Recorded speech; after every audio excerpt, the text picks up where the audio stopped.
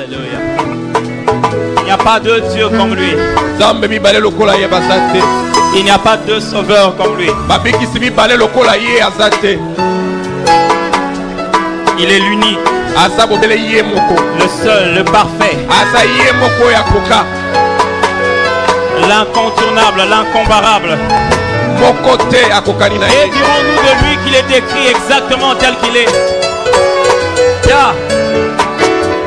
Si tu ne l'aimes pas, lui il t'aime à la manière dont tu ne peux pas imaginer. Ce soir il est fou de toi, il veut ton cœur.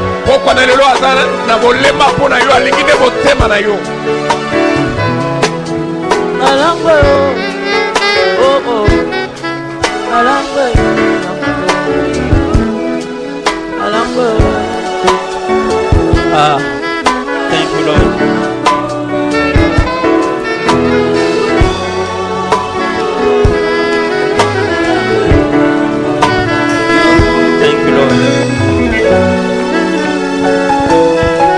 Alléluia.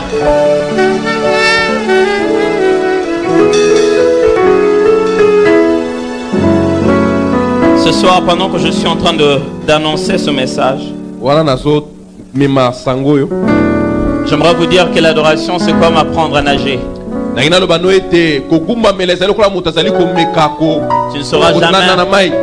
ne sauras jamais si tu le peux, si tu ne te jettes pas dans l'eau. Tu ne goûteras jamais au bonheur de qui il est si tu restes toi-même dans tes façons d'être habituelles.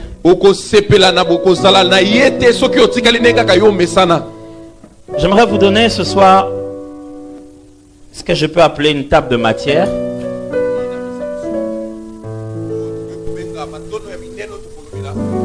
J'espère que nous pourrons finir toute cette matière. Alors, on aura une introduction générale qui va contenir la motivation et la raison d'être de cet enseignement, qui sera suivi des définitions des termes, des termes clés comme le culte,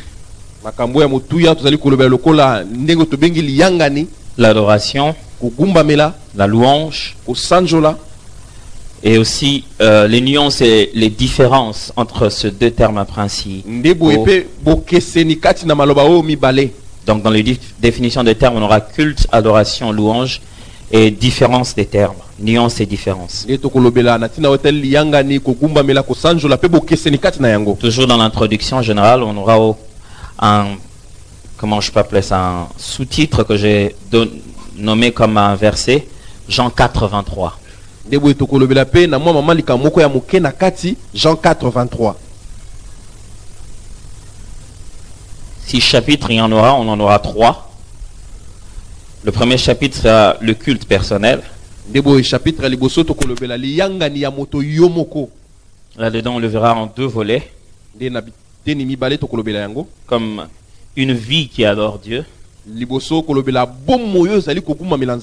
Et un moment pour adorer Dieu.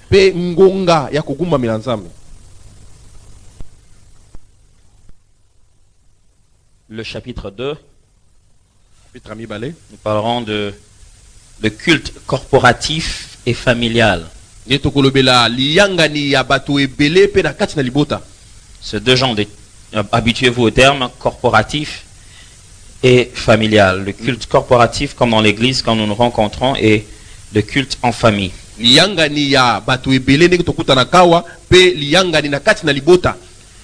là nous parlerons des problématiques de culte, de ces deux cultes familial et corporatif actuels, les problématiques ou la problématique de ces deux genres de cultes actuellement.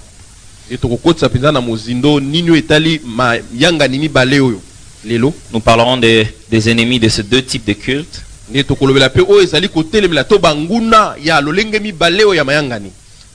Ce chapitre, nous allons le clore avec un petit sujet: comment venir au culte à l'église. Des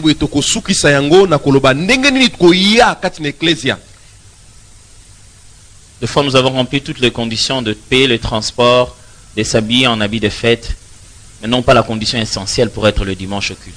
tant monsieur sala ke te obongisa malamu oso ofutitike na yo po koma na kati nesika olati pe kitoko mais okokisi te oyo ya motuya oyo esengelaka po ya na lianga liboso na Nzambe. Et nous rentrons en nous disant le culte d'aujourd'hui n'a pas été bien. Debo yo tango kozongo lobi lianga na lo ezali kitoko te. Le troisième ou le dernier chapitre, Le chapitre ya suka nous parlons de la puissance de l'adoration. de tokolobela bokasi to nguya ya kogumbamela. Je verrai un peu ce qu'il y a comme, j'allais dire, collaboration ou lien entre le Saint-Esprit et l'adoration. De tokomona pe oyo esangisi molimo mosantu pe kogumbamela. Parlerons de comment il répond par le feu. Tokopela ndenge niya ya nolaka na nzela na moto. Nous parlons de l'esprit de prophète sous la mélodie. De tokolobela molimo ya basakoli na se ya nzembo. Puis nous parlerons de la louange et l'œuvre créatrice. De tokolobela pe na kosanjola pe mosala oyo ya bokeli. Le dernier point connu de tous, il s'appelle conclusion. De litono ya suka tokokangisa. J'espère que nous pourrons finir cette matière. Nandimi ete tokosilisa makambo nyonso.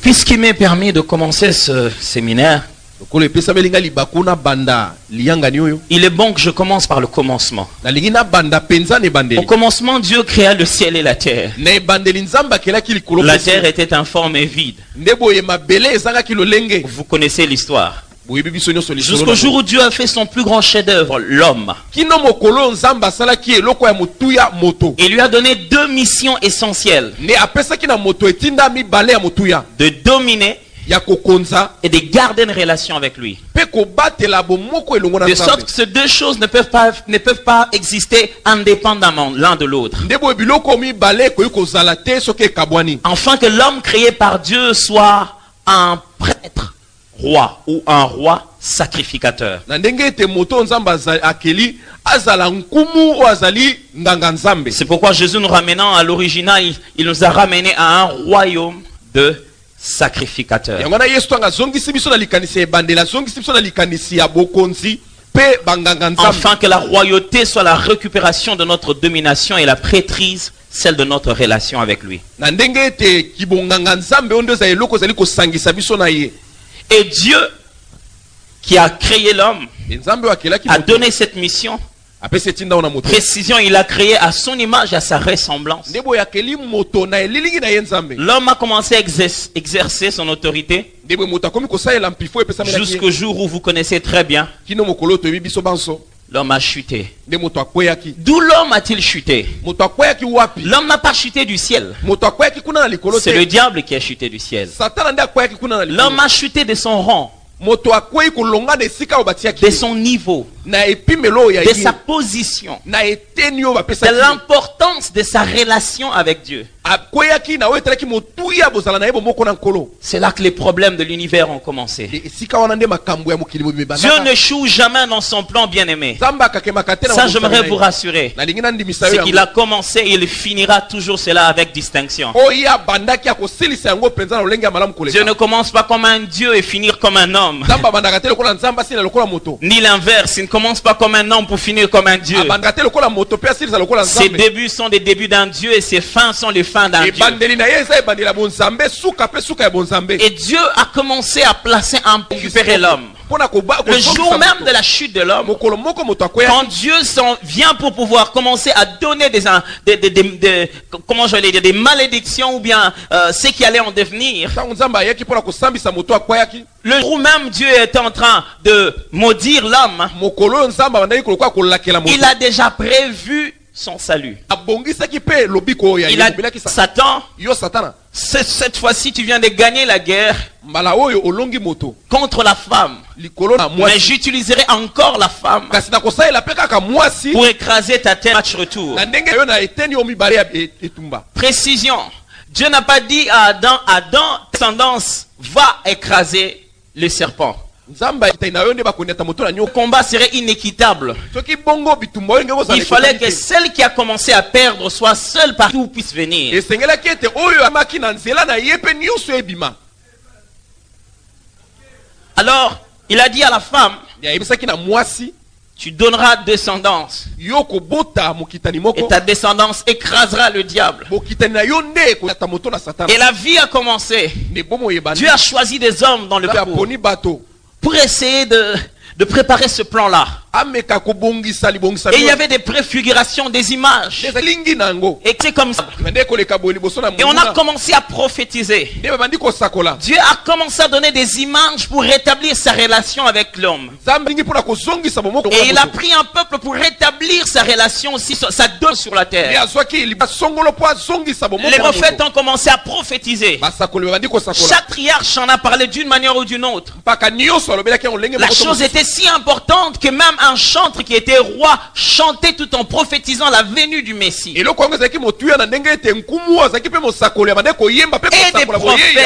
des prophètes. Ils ont tous parlé de ce grand projet de Dieu.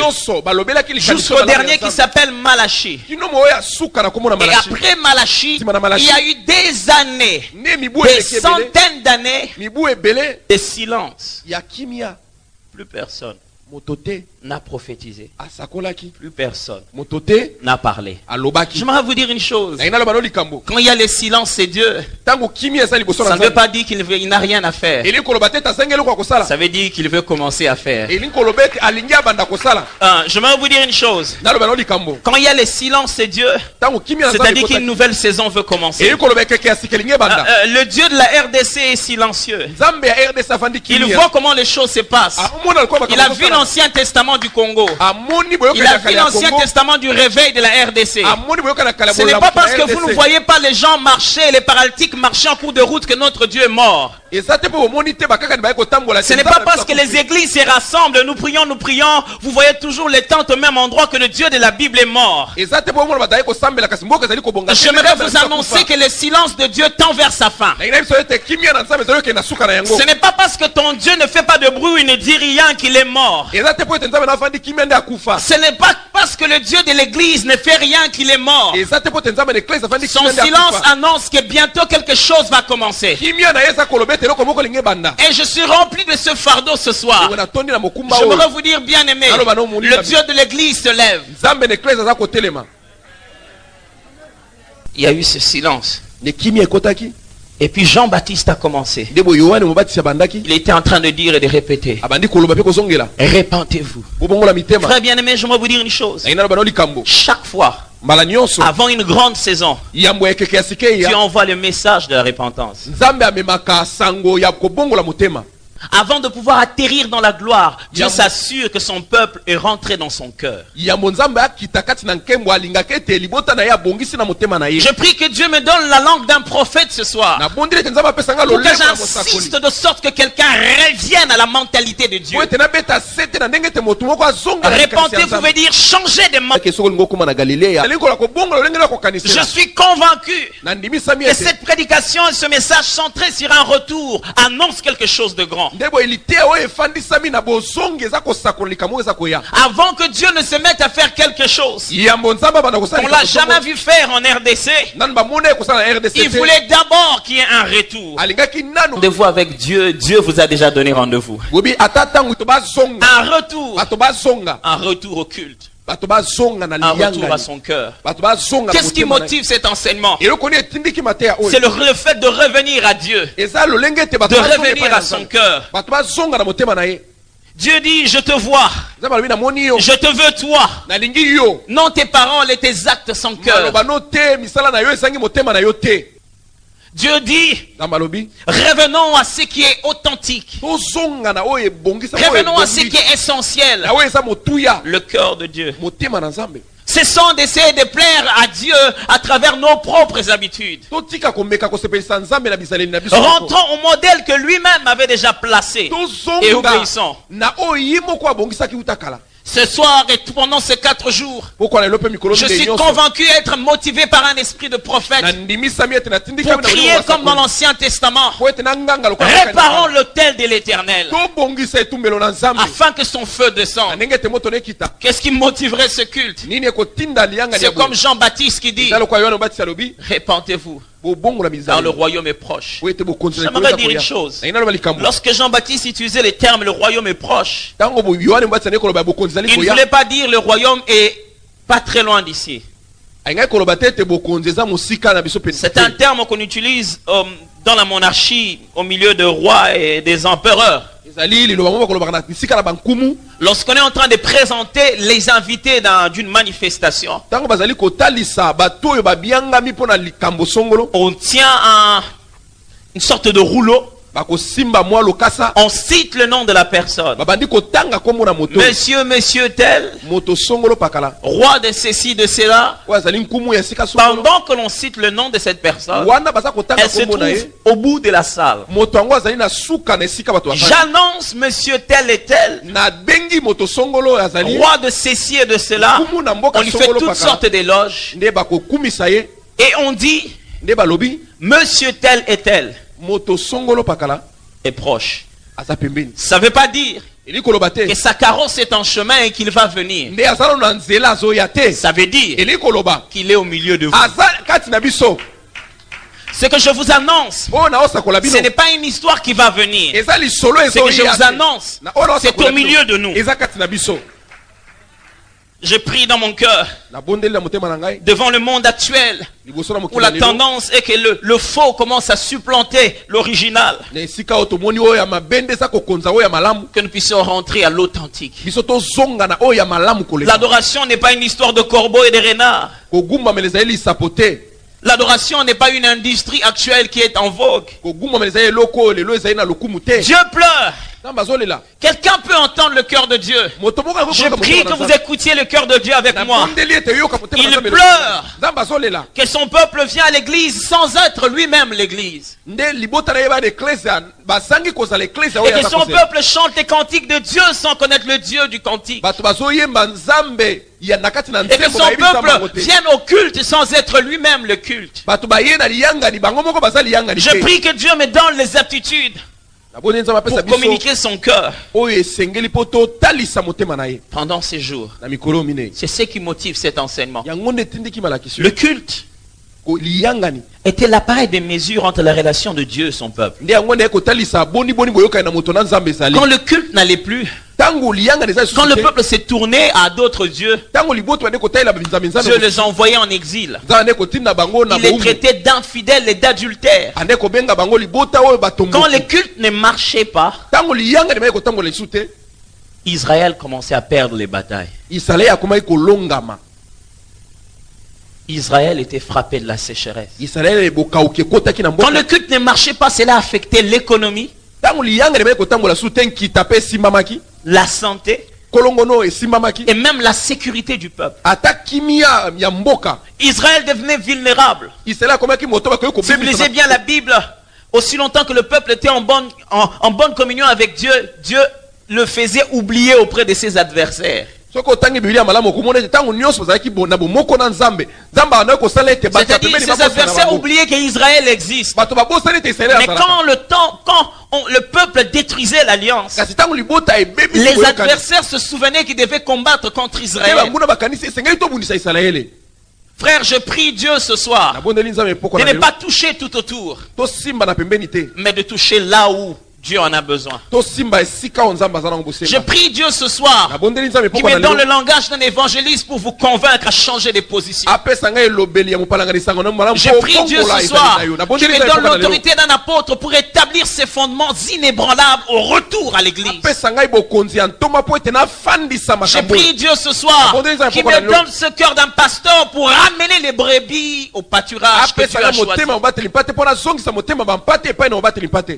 Qu'est-ce qu'est le culte? Le mot qu'on utilise, nous, culte en français, vient du latin cultus, qui ne participe pas du verbe colere, qui signifie en fait adorer. Ou littéralement cultiver, travailler, servir. Le culte était la raison pour laquelle Dieu a fait sortir le peuple d'Israël en Égypte. Dans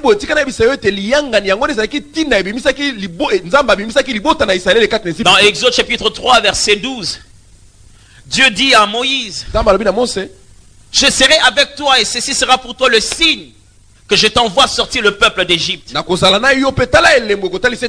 tu les auras fait sortir d'Égypte, tu les amèneras en ces lieux pour me servir. Certaines versions disent pour me rendre culte. Et Moïse allait dire à Pharaon, laisse partir mon peuple pour qu'il puisse me rendre culte. Le culte est la raison principale pour laquelle Dieu nous a sauvés et restaurés. Dieu aime qu'on l'adore. Et nous ne laisse pas faire ça comme nous le pensons.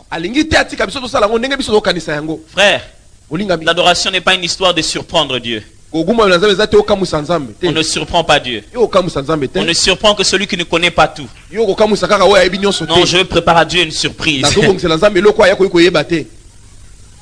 On raconte l'histoire d'un jeune homme qui est revenu le soir chez lui. La vie des célibataires, merci Seigneur, je suis délivré. Et il avait le soir fatigué. Il revient, il demande à sa sœur de lui acheter les nécessaires pour calmer toute sa faim de la journée. Il n'en avait pas beaucoup, il lui a donné quelques francs et il avait fait les calculs très sereins, très justes en demandant de l'eau pure, une chukwang et un dindon. Et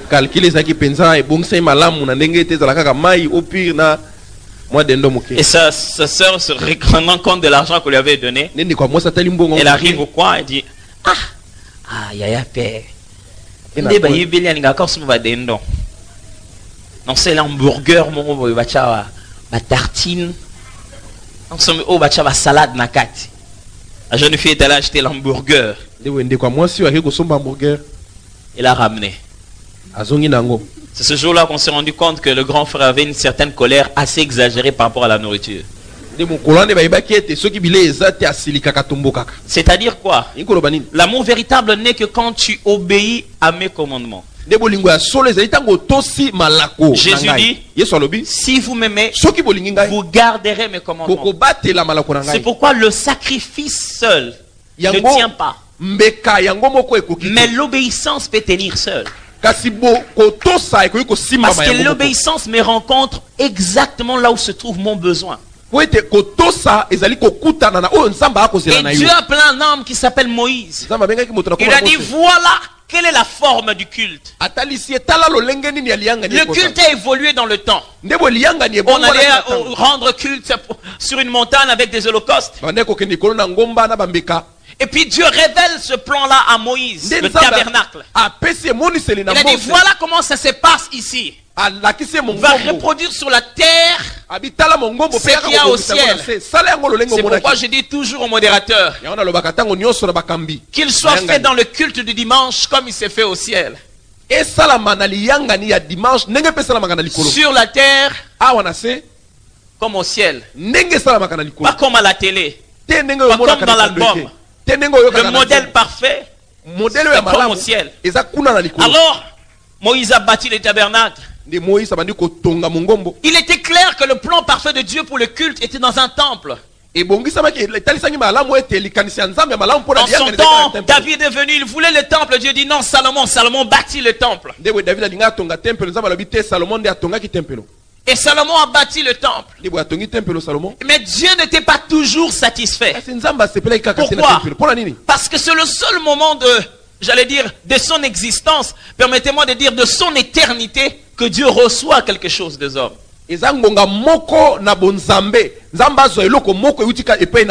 Imaginez-vous, dans nos prières traditionnelles, dès qu'on arrive, on commence par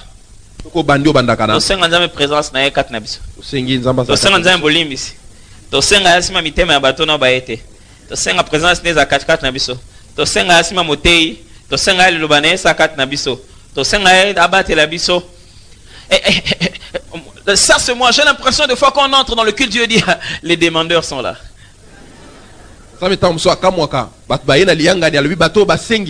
Non, c'est pas mauvais.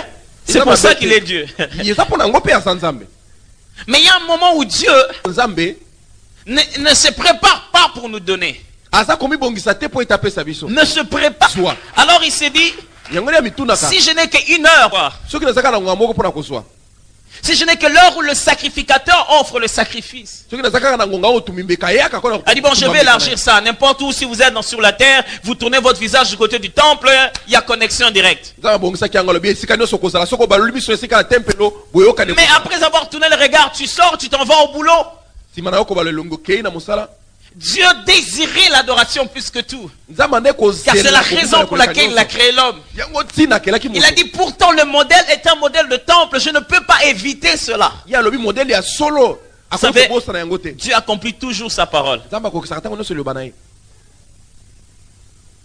C'est une chose contre laquelle Dieu ne peut jamais aller. C'est sa propre parole. J'ai déjà dit que le modèle parfait c'est le temple. Que faire? Alors Dieu réfléchit dans sa divinité. Il s'est donné un modèle exceptionnel.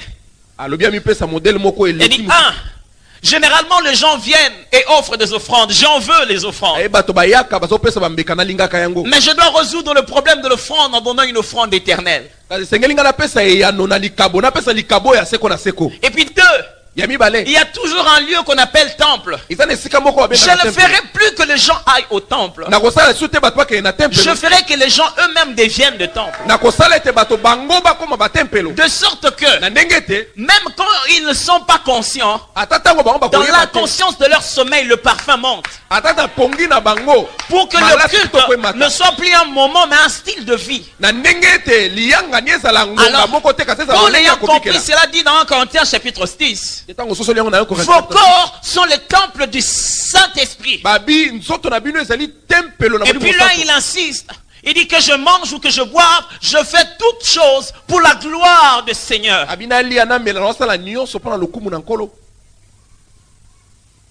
Le culte a commencé à changer. Il a commencé à voir le modèle que Dieu veut.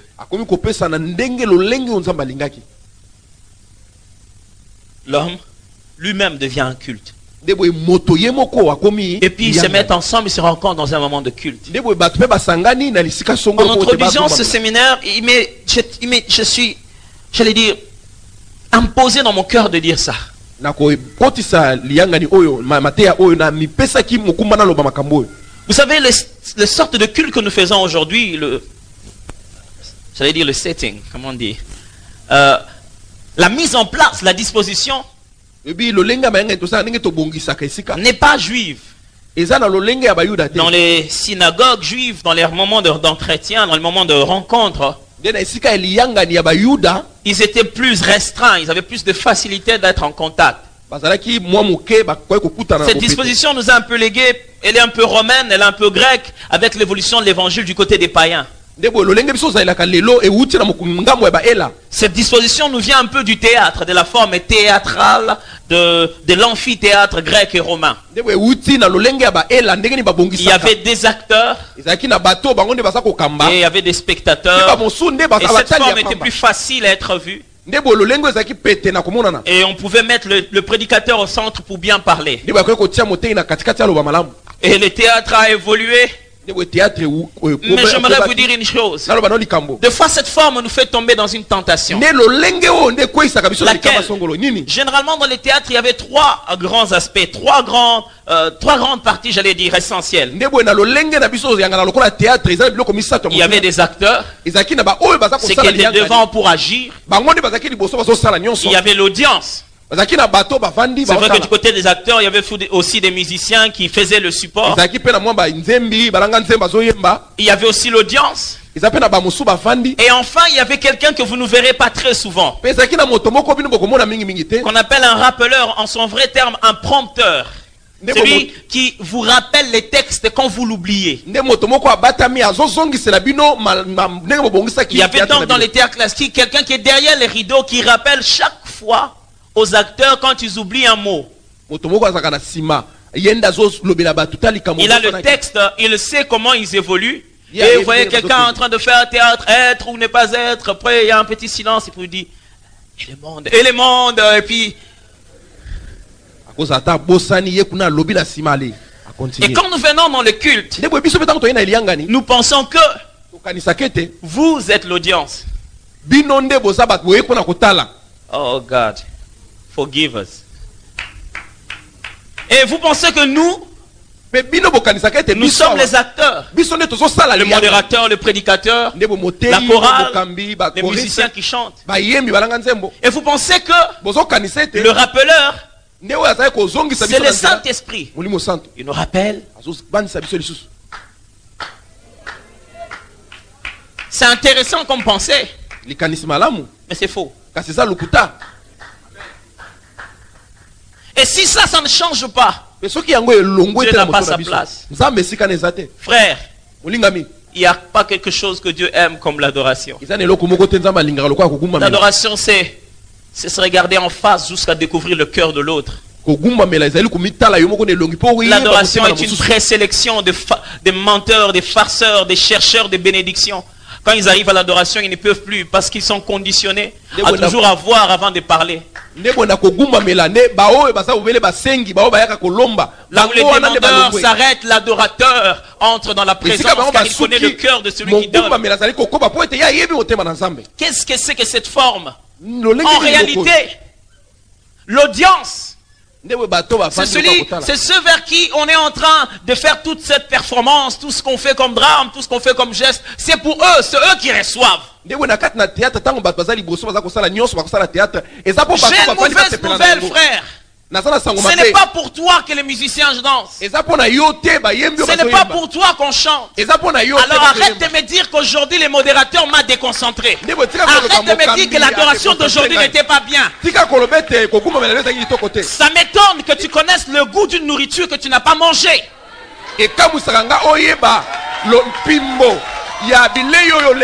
J'ai une mauvaise nouvelle. Les choristes ne sont pas responsables de ton adoration. L'église est devenue une assemblée des consommateurs. Dieu ne veut pas des consommateurs, il veut des adorateurs. Un consommateur, c'est celui qui s'assoit. Il sait qu'il a donné 200 francs avant d'entrer dans le concert. Il faut que les choses soient à la hauteur comme il attend. Sans quoi il ne va pas bouger. Où sont passés les adorateurs du culte? Il a donné ses 200 francs. Il attend à entendre le couplet où on dit ah, Nzambe fait ceci, cela. Il a payé pour retrouver une partie qu'il a entendue dans le CD. L'église n'est pas un endroit où les consommateurs se rassemblent pour consommer les spectacles présentés par les choristes. Je suis vraiment désolé, mais Dieu ne jugera pas les choristes parce que tu n'as pas adoré.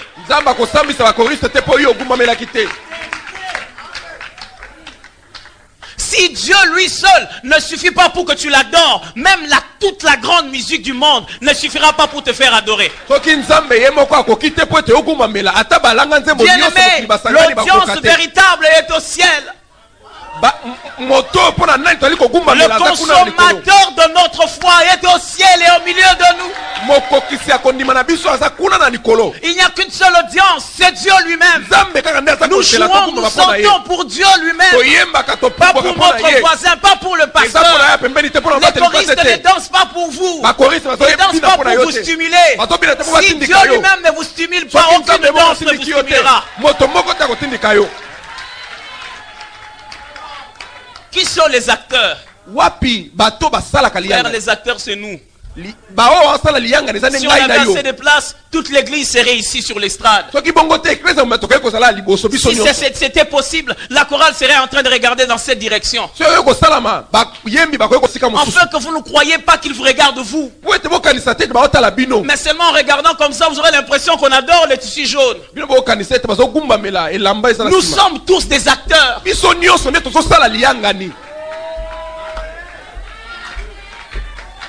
Et Dieu est assis en train d'attendre notre consommation. Il veut nous voir bouger. Il veut nous voir exécuter. Et nous ici, les conducteurs, nous sommes que des rappeleurs. Nous ne te présentons pas Dieu. Tu le connais. Mais en venant ce matin, ou en venant ce soir, tu as oublié que Jéhovah Jireh est aussi Jéhovah Rapha. Alors par mes cantiques et par nos mélodies, je te dis, il est aussi Jéhovah Rapha. Oh, il est aussi Jéhovah Rapha. Et puis quand on adore, je dis encore, il est aussi celui qui ne change pas. Il est aussi celui qui ne change pas. C'est comme ça que Dieu voit le culte. Ça me fait mal de ce que dans nos cultes, nous respectons plus nos vestes que Dieu que nous sommes venus voir. Nos cravates sont beaucoup plus dignes d'honneur que celui devant qui on est venu. Dieu n'a pas dit aux autres rois qui étaient tout autour de lui, aux 24 vieillards, que personne n'ait des couronnes. Il a dit, ayez des couronnes, mais jetez-les à mes pieds. L'une des raisons pour lesquelles nous avions bien pour venir le dimanche, c'est pour prendre cet habit bien battu et le répandre devant la grâce et la gloire de celui qui est assis sous le trône.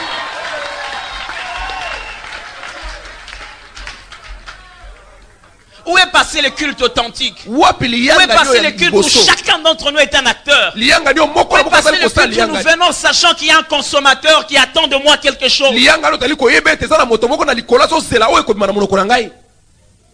Nicolo, choriste, vous répétez qu'il répète pas.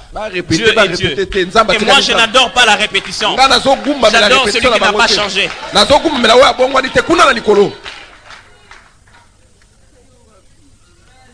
Si nous voulons savoir le culte original, nous devons rentrer dans la première pensée de l'adoration dans la Bible. Se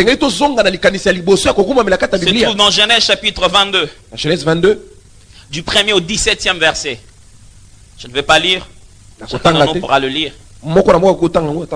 Si je le peux, je vais citer 12 éléments rapides. Je vais seulement citer qui sont inchangeable. Frère, si c'est le même Dieu que nous adorons, donc les principes de base qui fait qu'on l'adore n'ont pas changé. Si c'est le même Dieu que nous sommes en train de plaire, donc les genres de choses qu'il aime n'ont pas changé. Je ne suis pas en train de parler ici de la forme. Parce que dans la forme, le culte a beaucoup changé. On va parler de ça dans Jean 4. Mais je voudrais parler du fond. Le fond. Dieu, après avoir fait des choses dans la vie d'Abraham, il va le mettre à l'épreuve. Et il conclut cette épreuve en disant, aujourd'hui je vois maintenant qu'Abraham, tu me crains. J'aurais été Abraham, je dirais à Dieu, Seigneur, ça c'est un manque de confiance. J'ai quitté mes parents. J'ai wayawaye partout. Tu n'étais pas sûr que je te craignais. Ça c'est l'épreuve de l'adorateur. Quand Dieu te redemande ce qu'il te donne. Alors Dieu ce jour-là viens voir Abraham, il dit Abraham, je veux que tu me donnes Isaac, ton fils bien-aimé. J'aime la version que dit de love, c'est-à-dire celui que tu aimes le plus. Dieu lui-même est en train de faire remarquer à Abraham. Depuis un certain moment, Abraham, nous tous, nous sommes rien. Il n'y a qu'un seul que tu aimes le plus.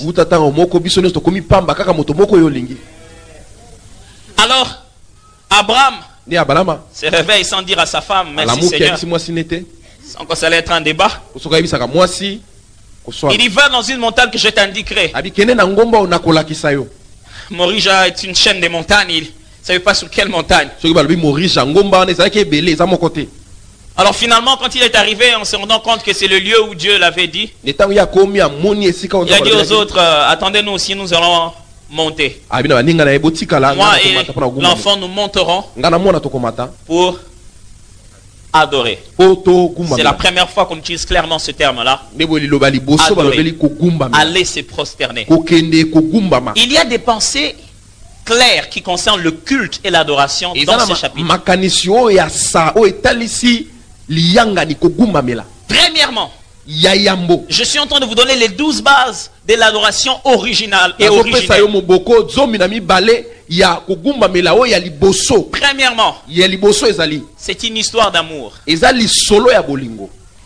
C'est une histoire d'amour entre amis et intimes. Ezali li solo ya bolingo kat na balinga. Les textes commencent avec une certaine intimité. Dieu dit à Abraham. C'est comme si Dieu était devenu jaloux. Jaloux d'amour. Bon, Abraham, donne-moi celui qui est maintenant au top. Donne-le-moi. Maintenant, Mikolo, tout ça, Abraham, yo. Ils sont tous aux assoutés. Isaac, donne-moi Isaac. Si tu m'aimes. C'est-à-dire, dans toute l'histoire, le culte sera toujours basé sur une histoire d'amour. Pas une histoire de Nzambe sera là, une histoire de Nzambe Nzambe na lingaka yo. Une histoire de relation et d'intimité. La deuxième base, c'est que l'adoration sera, le culte sera toujours personnel. Dieu n'a pas dit, Abraham, réveille Sarah. Abraham, parlez-en déjà avec Isaac, prépare-le. Je ne sais pas si Isaac, il aurait pu dire à Dieu, Seigneur, convainc déjà Isaac que je vais l'offrir, pour qu'il soit malléable. La responsabilité d'offrir t'appartient à toi, Abraham. C'est la première base, l'une de deux, la deuxième base du culte. Le culte sera fondamentalement personnel. C'est une histoire entre toi et Dieu. C'est pourquoi le plus grand adorateur de ta vie, c'est toi. Et que Dieu ne prendra jamais l'adoration de ton voisin pour substituer le tien. J'aime des moments où dans ma vie Dieu me réveille et dit Atoms, loue-moi. Je me réveille comme un petit fou. Je ne sais pas pourquoi je le loue, mais je sais que si moi j'ai de fois envie de l'écouter, il a aussi envie de m'écouter des fois. Je crois que là, ça c'est ma foi. Ça c'est moi qui dis. Je crois qu'à un moment donné, il dit où est ce jeune garçon d'Engaba que j'avais ramassé à Gungu chapitre, à Gungu numéro 4? Où est ce jeune petit garçon que j'avais pris ces jours-là, celui que j'avais lavé, pardonné, restauré? Où est ce jeune garçon qui dit Nalinga Kinabeba, petit, loue-moi.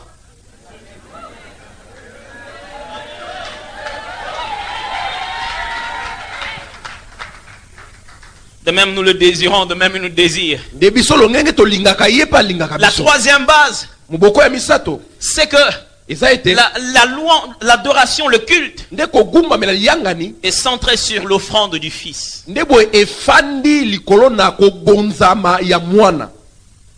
C'était clair. Abraham, tu es berger, tu as beaucoup de brebis, mais aujourd'hui je vais t'apprendre l'adoration et c'est centré sur le Fils. Oh Fils de Dieu, merci d'être venu. La quatrième base, c'est que l'adoration ou le culte se prépare. La Bible dit Abraham s'est mis à préparer le bois, le feu, les cordes. Ça m'étonne quand les vieux gens viennent à l'église. Vous savez, si quelqu'un ne prépare pas sa vie, il ne peut même pas préparer son offrande dans la poche. Si quelqu'un, pendant qu'il vient au culte, pense à autre chose, et qu'il pense que c'est en commençant le culte qu'il va demander pardon à Dieu, il croit aussi qu'il va demander pardon à Dieu de n'avoir pas amené l'offrande. Le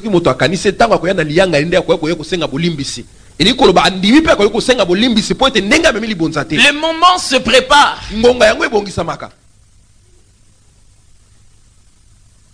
La cinquième base, c'est que le culte, l'adoration a toujours une histoire de foi. La Bible dit, c'est par la foi qu'Abraham offrit Isaac. Dieu l'a envoyé quelque part où on ne connaissait pas. Il est parti. Hébreu dit, sans la foi, il est impossible de lui être. Et il faut que celui qui s'approche de Dieu Le culte sera toujours basé sur la foi. Sans quoi vous adorerez ce que vous ne connaissez pas. La sixième des choses, c'est l'obéissance mêlée au sacrifice. C'est faire volontairement le sacrifice que Dieu nous demande. Dieu n'a pas forcé Abraham. Il a simplement donné un ordre. Mais cet ordre était un sacrifice. La question qu'il faut poser à un vrai adorateur, c'est qu'as-tu sacrifié?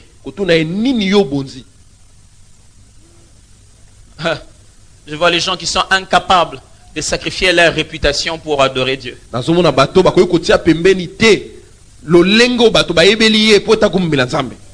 Je ne sais pas s'agenouiller parce qu'il y a une réputation. Il ne sait pas danser parce qu'il a une réputation. Sache que chaque fois quand tu viens à l'église, au moment de l'adoration, Dieu te demande ta réputation. Es-tu prêt à la sacrifier?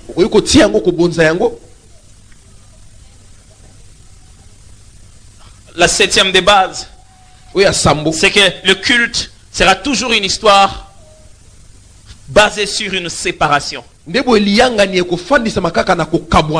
Il y a des choses qui nous entourent, des personnes qui nous entourent, des réalités que nous vivons, qui n'ont pas leur droit d'entrer dans le culte du Dieu vivant. Abraham dit à ces gens-là, il dit à ses serviteurs, cette histoire ne vous concerne pas. Restez ici. La huitième des bases. Je parle vite parce que c'est en fait tout ça qui va concerner, qui sera d'une manière ou d'une autre, toutes les formes qu'on va déplacer, tout ce séminaire. La huitième des bases, c'est que l'offrande sera toujours liée à l'offrande.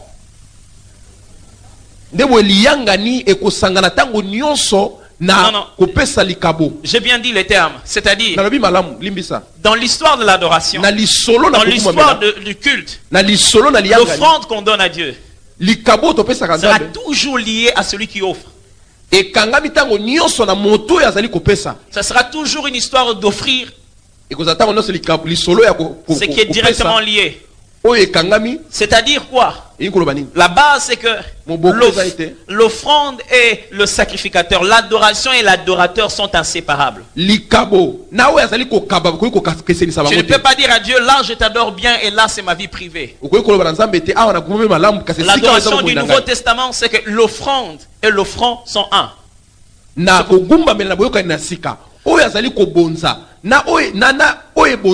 pourquoi Dieu a demandé ce qui était le sang d'Abraham. Neuvième des bases, c'est que l'adoration sera centrée sur la crainte de l'Éternel. Dieu a dit à Abraham à la fin, aujourd'hui, je vois que tu me crains. Tu ne peux pas ne pas craindre Dieu et en même temps l'adorer. Ça n'existe pas. La dixième des bases, c'est que le culte, à chaque culte, il y aura toujours une manifestation de Dieu. La base de l'adoration, de la louange et du culte, c'est que quand le parfum monte, le Dieu se révèle. Quand il a parlé seul la nuit, il n'y avait pas d'ange. Mais quand l'histoire du sacrifice a commencé, l'ange de l'Éternel vient. Il lui parle personnellement, il dit attention. Chaque fois que vous voyez le culte être restauré dans la Bible, vous voyez une manifestation présente de Dieu. Physique, sa gloire. Dieu se manifeste pour nourrir notre adoration prochaine.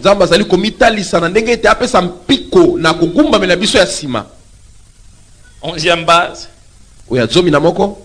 c'est que Dieu, une base du culte,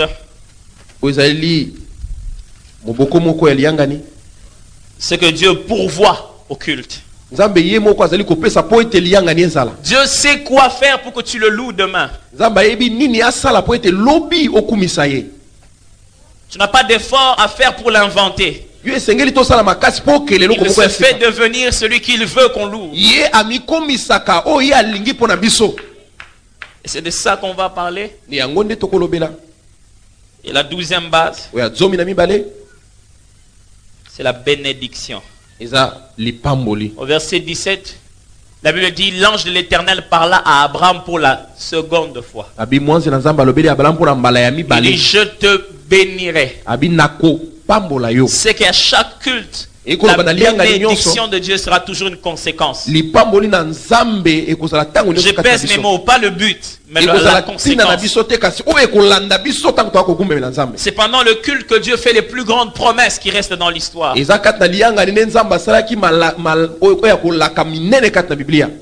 Ce soir, je n'ai fait rien d'autre que vous préparer à ce qui va se passer.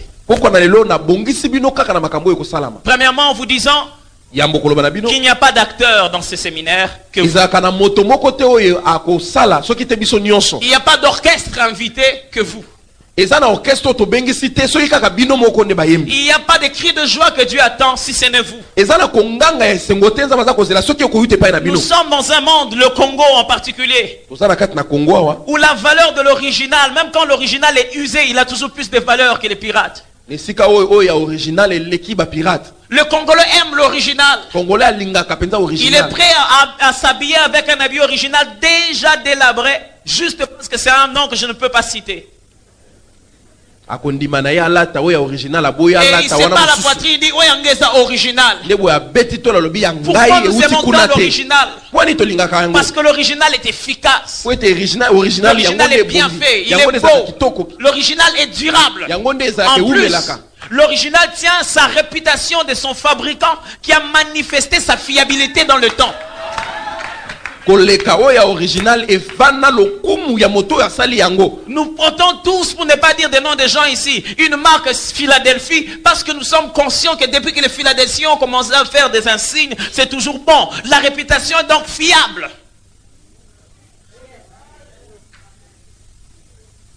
Congolais, nous qui aimons tant l'original, je ne vous dis alors rien de spécial. Rentrons aussi à l'original du culte. C'est fiable. C'est efficace. Et c'est surtout basé sur la réputation de celui qui l'a fondé. Chaque fois qu'on l'a élevé dans le culte, chaque fois qu'on l'a loué, le temps nous démontre que il s'est toujours manifesté. Jamais quelqu'un n'est venu le rencontrer. Jamais quelqu'un a offert un culte authentique. Et Dieu n'est resté insensible. Qu'est-ce qui va se passer dans les 3 jours qui restent? Dieu va venir ici. Il va s'asseoir à l'auditoire. Il va nous attendre le louer. Quand nous serons en train de le louer librement, jusqu'à ce que l'esprit se sente à l'aise, il va maintenant commencer à le faire devenir ce qu'il voudrait qu'on le loue. S'il voudra qu'on le loue par guérisseur, il se mettra à guérir. Si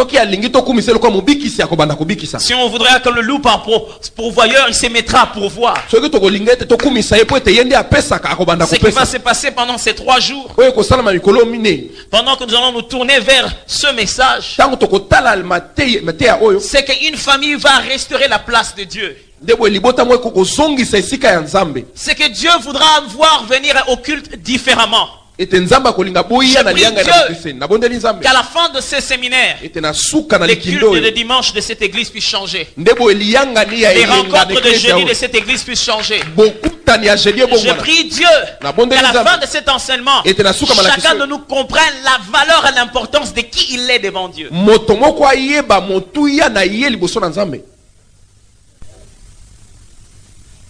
Le seul auditoire de ce séminaire, ce sont les anges et Dieu. Et sans les acclamer quand nous allons adorer.